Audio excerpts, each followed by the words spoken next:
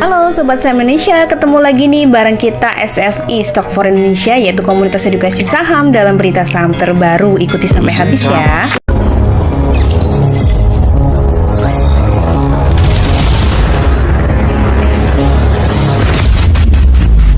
Biasa kita awali berita dari Wall Street ya. Dow Jones ya, future S&P bergerak naik. Notulen Fed dan laporan pekerjaan jadi fokus. Ya, namun di akhir perdagangan hari Senin kemarin Dow Jones turun tipis ya 0,22%. S&P turun 0,26% dan Nasdaq turun tipis 0,06%. Sementara itu untuk IHSG kemarin ditutup di level 6.850. Awal tahun 2023 berhasil naik tipis 0,01%. Di pertama IHSG, transaksi investor asing net sell 299 miliar dan saham-saham berikut ini yang banyak di net sell oleh asing kemarin, yaitu ada BBRI, Adro, ASI, BEPS, dan SMGR. Sebaliknya kelima saham berikut ini yang banyak di net buy oleh asing, yaitu SMMA, BBCA, BBNI, UNTR, dan ITMG.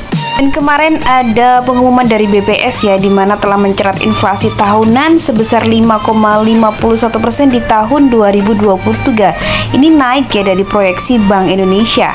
Kepala BPS menegaskan inflasi tahunan terjadi karena adanya kenaikan harga di indeks kelompok pengeluaran, di antaranya kelompok makanan minuman dan tembakau.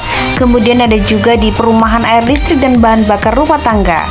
Sementara di hari ini, di hari Selasa mengawali tahun 2023, bursa Asia dibuka turun. Sementara itu IHSG naik ke 6.889 di sesi 1 perdagangan hari ini. Saham BBRI, Goto, Bumi cuan lebar. Ya, sementara itu kita ke komoditi ya. Yang pertama ada CPO nih, aksi libur CPO nanjak tipis. Sementara itu harga emas spot menembus level tertinggi 6 bulan jelang rilis risalah The Fed. Untuk harga batu bara acuan Januari 2023 naik jadi $305,21 dan untuk harga minyak dunia di 2023 juga diproyeksi naik tipis terimbas ekonomi global yang gelap. Ya, sementara itu kita ke BUMN ya. Ada kabar nih dari Pak Menteri BUMN yaitu Pak Erick Thohir yang sedang menyiapkan IPO grup BUMN PGE dan POMCO di Bursa Efek Indonesia. PGE merupakan Pertamina Geothermal Energy yang sering sekali disebutkan di akhir-akhir ini ya, karena ternyata mau di IPO-kan nih. Ya, hal ini dikarenakan karena untuk mendorong nih komitmen Indonesia bebas karbon pada 2060 dengan adanya ekosistem geothermal. Kementerian BUMN ingin memastikan agar masyarakat dan korporasi sebagai konsumen lebih siap di masa depan, mengingat harga listrik hijau akan lebih mahal, dan juga ini akan meng-IPO-kan POMCO untuk mengamankan persediaan minyak kelapa sawit dalam negeri dengan target memiliki pangsa pasokan minyak kelapa sawit hingga 10-15%. Oke, semoga lancar ya Pak Menteri. Ngomongin soal perusahaan IPO ya, hari ini kemarin sih tanggal 2 ya, Book Building, produsen makanan bayi memasang harga 100-120 per lembar saham. Emiten yang dimaksud adalah PT Hasanah Boga Sejahtera Tbk atau berkode NICE ya, NAYZ. Untuk nanti dana yang diperoleh itu sebanyak-banyaknya adalah 61,2 miliar. Emiten ini juga mengeluarkan seri waran ya, ada warannya itu sebanyak 500 juta unit dengan rasio 1:1. Jika mau ditebus, untuk harga pelaksanaannya nanti itu adalah Rp125 per lembar saham.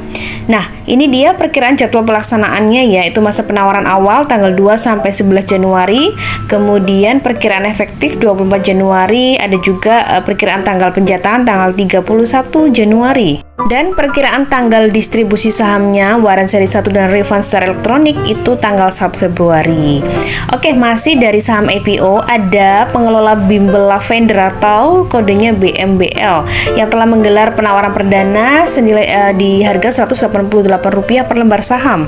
Untuk jumlah lembar saham yang dikeluarkan itu nggak banyak ya, hanya 280 juta lembar saham baru atau 27,19% dari jumlah modal ditempatkan dan disetor dengan nilai nominal Rp40. Dan dana yang akan diraup nanti itu sekitar 52 miliar ya, 640 juta. Dan ini juga sama nih, mengeluarkan waran juga, yaitu sebanyak 224 juta unit. Untuk rasionya 10:8, jadi 10 lembar saham baru nanti dapat 8 waran ya. Biasanya untuk yang IPO yang ada warna-warna begini nih yang banyak disukai oleh investor ya.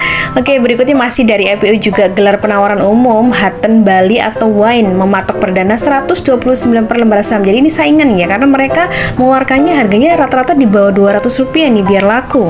Untuk saham yang dikeluarkan adalah 678 juta lembar saham baru ya, itu atau sekitar 25,02% dari modal ditempatkan di setor.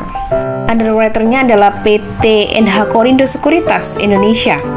Dana yang akan diraup nanti itu sekitar 87,462 miliar dan penggunaannya ini berdasarkan dari catatannya dari Propextus, sekitar 20% akan digunakan untuk modal kerja perseroan untuk meningkatkan brand awareness, khususnya di luar Bali seperti biaya event, merchandise, sponsorship, dan sosial media. Dan kemudian sisanya 80% akan disalurkan untuk penyetoran modal kepada perusahaan anak yaitu PT Alpan Bali Utama yang akan digunakan untuk pembelian bahan baku seperti buah anggur, jus anggur, dan bahan-bahan pembantu lainnya. Dan lagi-lagi masih dengan emiten IPO ya, ada Laju atau Jasa Berdikari antri IPO tawarkan saham sama nih di bawah 200 juga. Wow, ini benar-benar berkompetisi ya. Harganya antara 100 sampai 150 rupiah per lembar saham. Laju merupakan calon emiten penyedia jasa logistik ya, PT Jasa Berdikari Logistik Tbk. Untuk jumlah lembar sahamnya ada 700 juta lembar saham baru ya. Nah, ini sama dengan ini 32,56% dari modal ditempatkan dan nilai nominalnya Rp25 per lembar saham.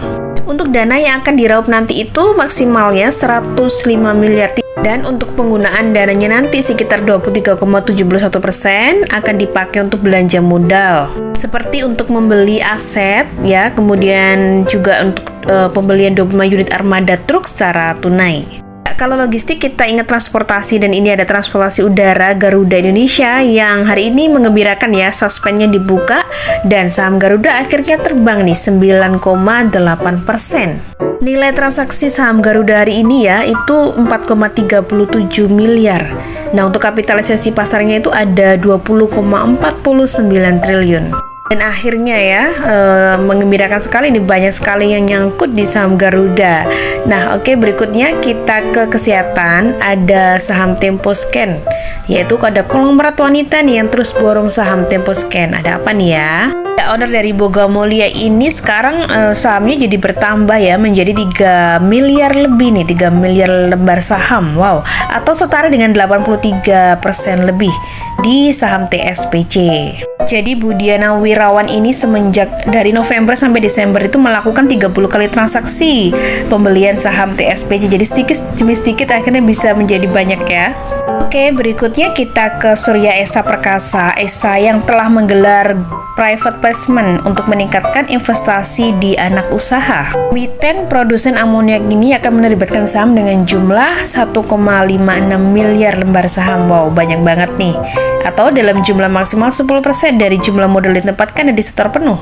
Dana yang diterima Esa melalui private placement ini akan digunakan untuk meningkatkan investasi pada anak perusahaan, yaitu PT Panca Amara Utama.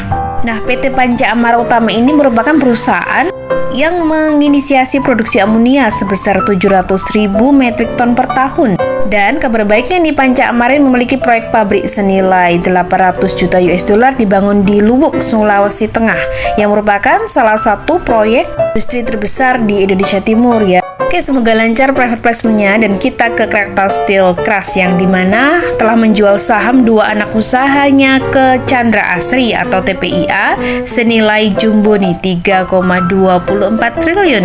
Jadi diam-diam butuh banyak duit nih. Penandatanganan perjanjian shareholder ini ditandatangani pada hari ini ya, Selasa 3 Januari yang bertempat di Jakarta, di mana ditandatangani oleh Direktur Utama PT KSI itu adalah anak dari Krakatau Steel ya, dan juga Direktur Chandra Asri yaitu Pak Erwin Ciputra. Ya, yang penting saling menguntungkan ya. Oke, berikutnya kita ke pertambangan nih, ada Adaro ya, telah menetapkan kurs dividen di mana totalnya itu jumbo banget nih 7,78 triliun.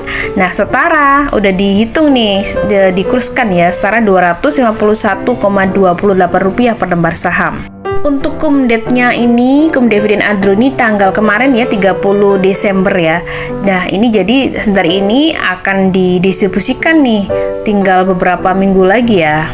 Dan pasti happy banget ya karena ini nilainya lumayan ya. Ini sekitar 5% ya untuk dividen rasionya. Oke, nah untuk terakhir ini kita mau mengumumkan bahwa di grup kami di SFI Telegram ada forum trader dan investor SFI. Kita biasa memberikan informasi mengenai saham. Nah, ada juga kesimpulan beberapa aksi korporasi nih, contohnya seperti ini. Berikut daftar perusahaan yang akan melakukan reg issue. Ada OASA. Sebenarnya sudah sering kita ini kan di berita, cuma kita kasih kesimpulannya. Jadi ada rasionya, ada harga pelaksanaannya, ada jadwal kumdet dan sebagainya. Tinggal dihitung-hitung lalu diputuskan kira-kira lebih menguntungkan kalau dijual saham regnya di pasar tunai atau ditebus untuk ditukar dengan saham OASA-nya. Kemudian berikutnya ada daftar eksekusi waran, itu ada Solway ini dari saham IPO ya. Jadi trading startnya tanggal 5 nih. 5 Juli ya tahun ini 2023, nanti sampai maturity date-nya itu tanggal 5 Juli 2024, jadi cuma 1 tahun. Kemudian ada juga yaitu saham CBREW, ada juga saham Eliteway. Nah ini jangan sampai untuk yang punya, jangan lupa ya untuk menjual sahamnya sebelum maturity date-nya ya. Jadi harus benar-benar nih, kalau yang beli saham waran harus hati-hati banget. Tidak disarankan untuk pemula. Terima kasih yang sudah menonton video ini dan semoga bermanfaat. Jangan lupa jika ingin bergabung bersama komunitas Stock for Indonesia bisa menghubungi hotline kami di kolom deskripsi. Sampai jumpa dan semoga sehat selalu. Go Financial Freedom.